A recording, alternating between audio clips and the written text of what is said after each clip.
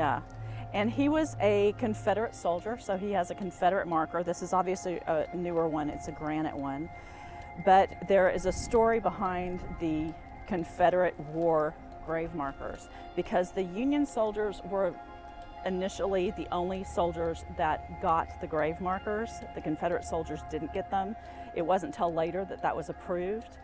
So when you find the Union soldiers, and we'll find one in a minute, they're always rounded. They look just like all of the ones at Arlington and from every other war. Confederate soldiers are the only ones that have the point. And the folklore says that the reason they have the point is to keep the Union soldiers from sitting on their graves. But they're really distinctive. You can look across a field and spot a Confederate marker because it's the only one with a point.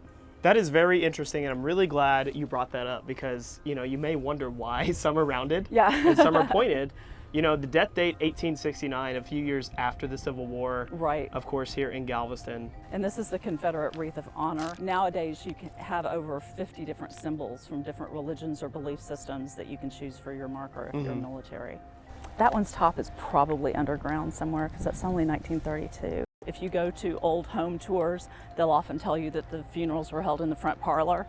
It wasn't till later that funeral homes came about. When they started happening and the livery and stables in town would make the coffins because they had the horses and wagons to take the bodies, it was a respectable distance from town. It's because you didn't want people buried right where people were living. Of course.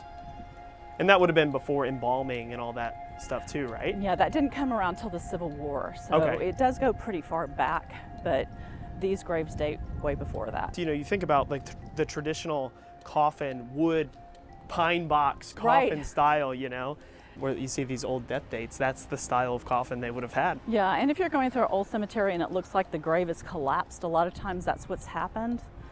Originally, they would have been wooden coffins, kind of like we see in the Old West movies, and either they went narrower at the foot or they went straight up and down. During the Victorian era, they changed to using caskets, more like what we have now. So I think I did. Another one. This has this one has the river Styx here, and he has the harvested wheat, which means that he led a long and fruitful life, so he was quote unquote ready for harvest. The shaking hands are a welcome into heaven.